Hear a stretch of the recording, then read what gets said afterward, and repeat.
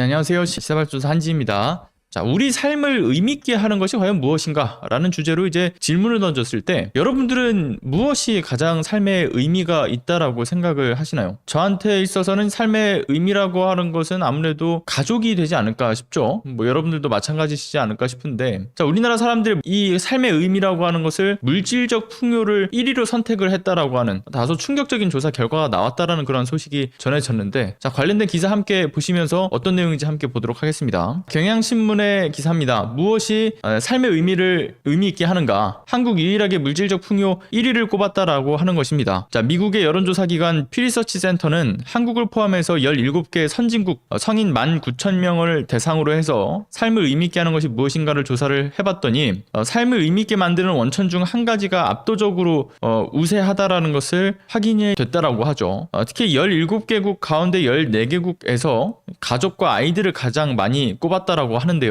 가족을 1순위로 꼽지 않은 나라가 3개의 나라가 확인이 된다라는 것입니다. 바로 스페인, 대만, 한국이라는 것이죠. 스페인의 경우에는 건강을 1순위로 꼽았다라는 것이고요. 그리고 대만은 사회, 한국은 물질적 풍요를 1위로 선택을 했다라는 것입니다. 다른 나라라고 물질적 풍요를 언급한 비중이 낮은 것은 아니었지만 그럼에도 우리나라가 물질적 풍요가 1위인 것은 우리나라가 유일했다라는 것을 이야기하고 있습니다. 풍요를 언급한 비중이 낮은 것은 아니었지만 가족이 38%, 직업 성취가 25%, 다음으로 물질적 풍요가 19%로 많은 나라들이 선택을 했다라는 것입니다. 자, 근데 여기서 지금 얘기하는 물질적 풍요라고 하는 것은 충분한 수입, 빚이 없는 상태, 음식, 집 등이 물질적 풍요에 해당한다라고 하는 것이죠. 자, 한국인들이 꼽은 순위, 물질적 풍요가 19%고 그 다음이 건강, 그 다음 가족, 지위, 사회 순위였다라고 합니다. 다른 나라에서는 2, 3위에 해당하는 직업적 성취를 꼽은 응답자는 6%에 불과했다라고 하는 것이죠. 파트너와의 관계나 친구, 이웃과의 관계 등 인간관계를 꼽는 응답자의 비중도 상대적으로 낮았다라고 합니다. 자연 및 야외 활동이나 취미가 중요하다라고 꼽은 비중도 비교국들 최하위였다라는 것을 이야기하고 있죠. 다른 나라 사람들은 과연 어떻게 답했을까라는 것을 좀 살펴보겠습니다. 호주, 뉴질랜드, 그리스, 미국에서는 응답자의 이 절반 이상이 가족을 삶의 중요한 가치로 꼽았다라고 하고요. 부모, 형제, 자녀, 손자와의 관계, 그들과 함께 보내는 시간에 대한 어떤 만족감, 자녀와 친척의 성취에서 얻는 어떤 이 자부심, 자녀들에게 더 나은 세상을 물려주고자 하는 어떤 이 열망 등이 바로 여기서 얘기하는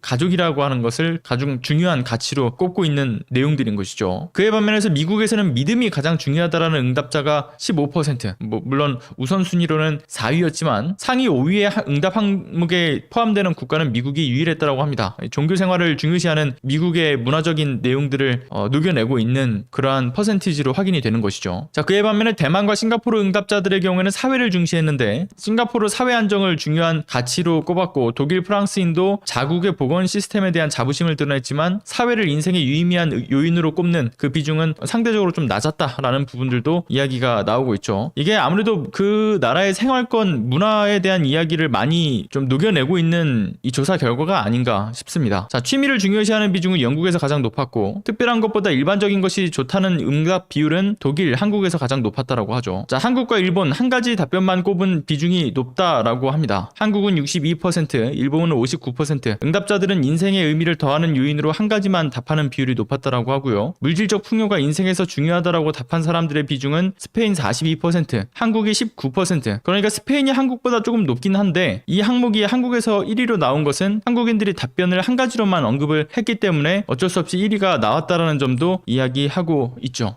조사된 어떤 결과 이 데이터 값만 보면 우리나라가 어쨌든 1순위로 이제 선택한 것이 물질적 풍요기는 한데요. 그러나 정작 다른 나라들과 비교했을 때 그 수치가 더 높거나 한 수준은 아닙니다. 그러니까 수치만 두고 본다라고 한다면 서구권에서 더 높은 수치로 이 삶의 의미가 무엇인가 했을 때 물질적 풍요를 이야기를 하고 있다라는 것을 볼 수가 있죠. 그리고 또 하나의 위안이라고 한다면 우리나라의 이 가치별의 어떤 수치 격차가 큰 편은 아닙니다. 그래서 단순히 한국인이 이 물질적 가치에 대해서만 중요하게 생각하는 것은 아니다. 이런 것도 포인트가 될 수 있죠. 어찌 보면 자극적인 기사의 헤드라인일 수도 있는 부분이기도 합니다. 게다가 복수 선택이 아닌 한국인의 경우에는 그러니까 대다수가 하나만 선택해서 생긴 통계의 결과기도 하고요. 그러나 결코 지금 앞서 보셨던 것처럼 자극적인 키워드이긴 하나 중요한 삶의 의미로 생각하는가라고 했을 때 한국만 유일하게 물질적 풍요를 문제를 1위로 꼽았다라는 건 단순히 자극적인 헤드라인만으로 가볍게 넘기고 생각할 요소는 아니라고 생각합니다. 분명 우리가 좀 진지하게 화두를 던져서 논의를 해야 할 이 오랜 사회 문제가 이 안에 깔려있기 때문인 거죠. 자, 해당 기사에서는 여러 댓글들이 달려 있었어요. 대다수가 이런 통계에 대해서 상당히 공감하는 이야기들이 그 줄을 이뤘는데, 예를 들면 이런 댓글들이었어요. 뭐 한국은 돈이 없으면 불편한 게 아니라 벌을 받는 나라다. 뭐 언론과 교육의 문제가 만들어 놓은 어떤 현상이다. 복수의 선택이 가능한데도 불구하고 한 가지 답변만 선택을 한 것은 사지선다형 시험의 문제에 어떤 익숙해져 있는 교육의 문제가 아니겠냐. 뭐 이런 이야기들도 있었고요. 그리고 경쟁사회와 이 세대 간 갈등들이 심화되면서 공부만을 강조하는 어떤 부모와의 갈등, 고부 간의 갈등, 이러한 여러 갈등의 요소가 더 이상 이 가정이라고 하는 것이 따뜻한 울타리가 아니라 매정하게 느껴지고 있기 때문에 이러한 극심한 간섭에서 벗어나려 어떤 독립적인 편리함, 돈이라는 편리함에서 자유를 느끼는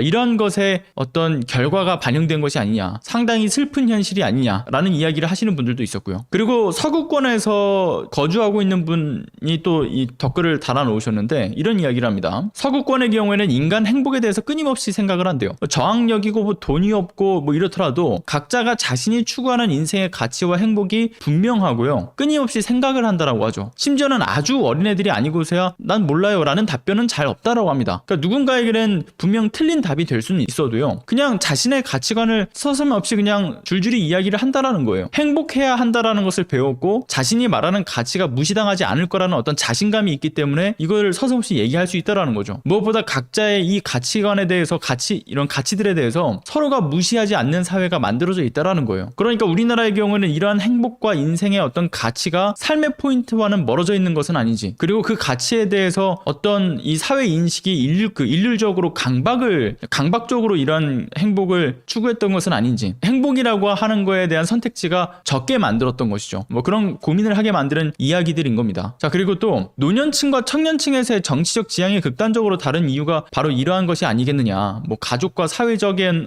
연대, 그러니까 가족과 사회적인 연대보다 물질이 최고라는 것에서 이 시민의식이 매우 우려스럽다라는 이야기를 남기신 분들도 있습니다. 자, 그런데 보면 여러분들 지금 들어보셔서 아시겠지만 결국엔 대다수가 생각하는 문제라고 하는 것은 큰 틀에서 본다라고 얘기한다면 교육 시스템의 문제와 사회인식의 문제가 핵심 논제로 지금 대다수가 공감을 하는 부분인 것 같아요. 그래서 제 개인적으로도 크게 공감하는 부분이기도 하고요. 뭐 제가 사실 이 시사발전소라는 이 채널을 제가 MC 주도적으로 해서 이 채널을 운영하면서 여러분들께 말씀드렸던 내용 중에서 교육적인 부분은 많이 없었으나, 제가 과거에 법률 상식 관련된 이 방송을 할 때는 교육의 문제에 대해서 여러 차례 말씀을 드린 적도 있었습니다. 근데 그때도 느꼈던 것은 이 교육 시스템의 문제가 상당하구나, 그리고 이런 사회인식에 대한 문제도 상당하구나라는 것을 전 늘상 가져왔던 문제이기 때문에 이러한 결과가 결국은 이러한 교육 시스템과 사회 인식에 대한 문제가 오랫동안 지속되어 왔던 게 골마 있던 것이 터진 것이 아닌가라는 생각도 들게 만드는 이슈입니다. 자, 근데 여러분들은 왜 어쨌든 간에 이 물질적 풍요가 1위가 되었는지를 여러분들의 생각도 함께 좀 남겨주시면 좋을 것 같아요. 근데 일단은 제 생각을 좀 말씀드리자면, 일단 우리나라에는 직업의 귀천을 나누는 어떤 사회적 인식이 팽배해져 있는 것은 사실입니다. 그리고 대학 입시 위주의 어떤 창의력을 닫아두는 현행 교육의 문제점도 분명히 있는 것이죠. 그러니까 이는 결국에 우리 개개인이 어떠한 행복을 찾고 있고 어떠한 가치를 중요하게 여겨야 하는가에 대한 사고를 상당히 무디게 만들어 왔다라고 저는 생각을 합니다. 그래서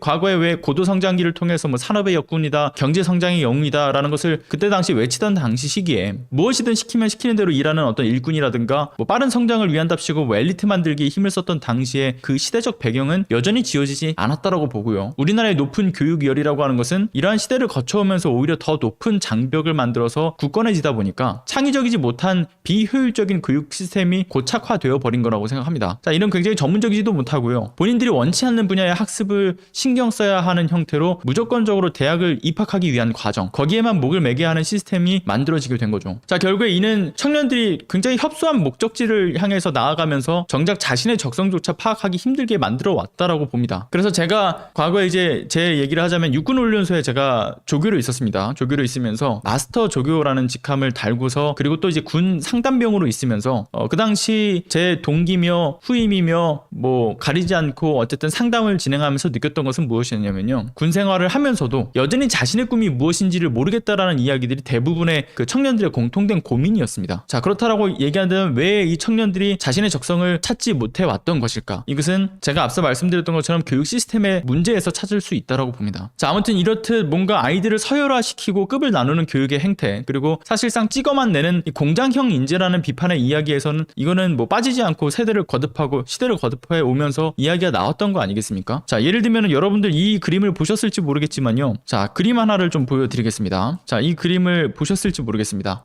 교실에서 나무 인형으로 만든 아이들이 앉아 있고요. 선생님은 지금 도끼죠, 도끼. 자, 그런데 교실의 문을 열고 들어가는 학부모도 역시나 이 앉아 있는 나무 인형들과 똑같은 나무 인형입니다. 근데 들어가는 아이는 통나무죠. 이게 의미하는 것이 무엇이냐? 통나무 아이를 교실로 밀어넣는 형태의 그림. 이 문제는 꽤나 오랫동안 제기되어 왔던 우리나라 교육 현실의 문제들을 비판하는 그림이기도 했죠. 뿐만 아니라 이런 그림도 있었습니다. 선생님이 아이들의 상상하는 그 각기 다른 말풍선을 가위로 똑같은 모양으로 오리는 이러한 내용도 있었죠. 창의적인 사고 능력을 키우는 교육 중심보다는 짜여진 각본 안에서 학습을 시켜왔던 교육의 문제를 비판하는 그림이었습니다. 자, 제가 봤던 것 중에는 자, 이런 것도 있었어요. 외국계 기업에서 인재를 채용할 때 전화 면접에서 이런 걸 물어봤대요. 한 항공기에 탁구공이 몇 개가 들어갈 것 같냐? 이런 질문이었다고 하죠. 자, 일반적으로 외국인들은 이와 관련된 문제가 나왔을 때 끊임없이 질문을 던진다라고 해요. 그러니까 애초에 왜냐면 이 탁구공이 몇 개가 이 항공기 안에 들어갈 것인가가 정답으로 나오는 것이 중요한 게 아니라 애초에 이 면접의 질문은 이제 면접관과의 어떤 커뮤니케이션 능력을 보는 것이었죠. 소통을 통해서 합리적인 논거를 찾아가는 형태였던 것인데, 그러니까 질문이 오고 가는 형태의 것을 중요한 평가 요소로 치는 면접이었습니다. 그런데 우리나라 사람들의 경우는 대부분 이 질문을 받자마자 어떤 반응을 보이는지 아십니까? 잠시만요 라고 하고 나서 한참 동안 뭔가 종이에다가 무언가를 쓰는 그 사각사각 하는 소리만 들렸다라는 거예요. 그 전화기 너머로. 그러니까 수학적으로든 뭐든 이 문제의 정답을 찾기 위한 것에만 갇혀져서 이 뭔가 논리적이거나 창의적으로 생각하지 못하는 거죠. 그러니까 면접관은 그래서 질문조차 그 한 번 던지고 나서는 그 이후에는 답변을 들을 수 없었다라고 해요. 그러니까 면접관한테 질문을 어쨌든 이 면접 당사자가 해야 되는데 그냥 문제를 어떻게 풀지만 꽂혀 있다라는 거예요. 그래서 면접관이 그래서 어떻게 답을 찾았습니까? 뭐 어때요? 라고 물어보면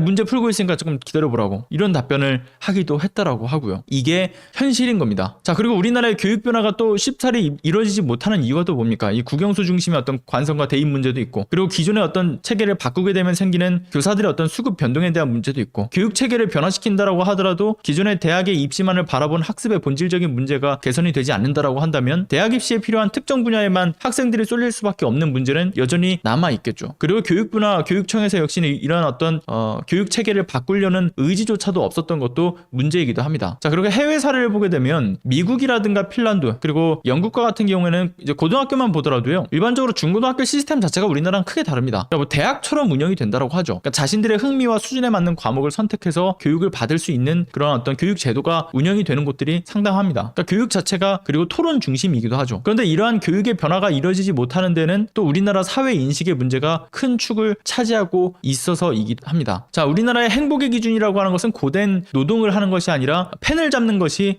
중요하다라는 것의 어떤 부모 세대의 가르침. 그러니까 경제 성장에 굉장히 피 튀기는 그 전쟁터에서 피땀 흘려 이 힘들게 그 시대를 살아왔던 부모님 세대가 자식들만큼은 힘겨운 노동 현장이 아니라 책상 앞에 앉아가지고 펜을 잡는 엘리트층으로 올라서길 바라는 그 마음. 그래서 계층 사다리를 타고 올라서서 나처럼은 살게 하지 않겠다 하는 어떤 염원으로 결국 이것이 교육 현장에도 고스란히 반영이 되었죠. 결국은 이러한 사회 인식이 직업의 귀천을 만들게 되었던 것도 일면 있는 부분입니다. 자, 그렇게 되면서 행복의 기준 역시도 단조로워졌던 것이고요. 앞서 한 네티즌이 달았던 그 댓글처럼 자신이 추구하는 가치라는 것도 결국은 가위질을 당해서 모두가 추구하는 가치에 편승하는 기계적인 사고방식을 찍어내 왔던 거라고 봅니다. 자, 결국은 이는 정해져 있는 목적지로 청년들이 쏠리게 되고 그 안에서 올라서고자 하는 어떤 욕구들, 그래서 몇 가지 되지도 않는 적은 선택지에서 엘리트층으로 진입하고자 하는 그 열망, 그게 아니면 안 된다라는 인식이 결국에는 물질적 풍요와 물질 만능주의의 어떤 사고를 지배적으로 만들게 되었던 거라고 저 개인적으로는 생각합니다. 물론 이는 특정 직업군으로 몰리면서 소외받고 천대받는 노동 현장에서의 불평등 역시 만들어낸 거고요. 자, 이것도 또 해외로 예를 들어보면 이래요. 직업의 귀천에 상대적으로 어떤 적고 존중의 문화가 인식에 좀 녹아들어 있는 독일의 경우에는요, 굴뚝 청소부가 선망의 직업이 되기도 합니다. 물론 근데 그만큼 돈을 잘 벌기도 하죠. 자, 어쨌든 각각의 직업에 속해 있는 개개인들의 자긍심이 상당하다라는 거예요. 그래서 어떤 직종이든 간에 이런 개개인의 직업의식, 자신의 적성에 대한 어떤 행복감, 그리고 그런 그들을 바라보는 사회 인식이 천대받는 문화가 아니라는 것이 굉장히 중요하고 필요한 것이죠. 자, 물질의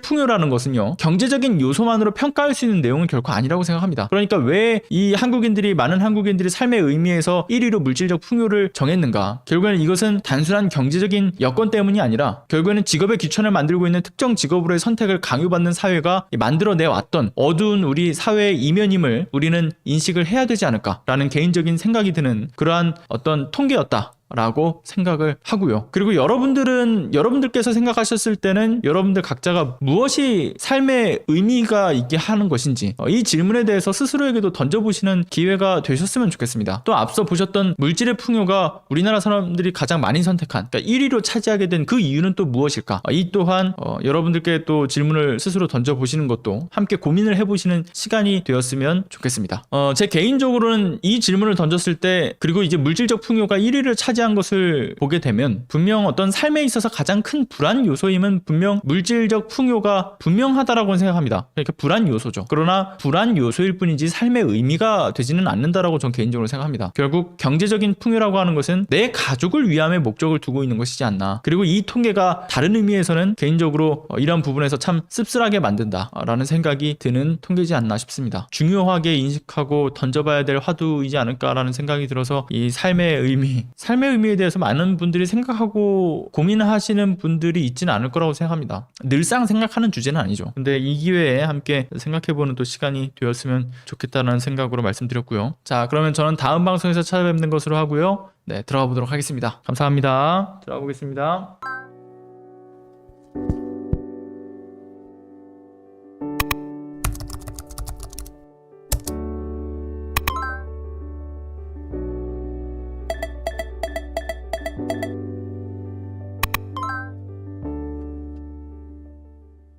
안녕하세요. 시사발전소 소장 한지입니다. 시사발전소는 진실을 찾는 민주언론으로서의 역할을 다하기 위해서 다양한 방법으로 활동을 이어나가고 있습니다.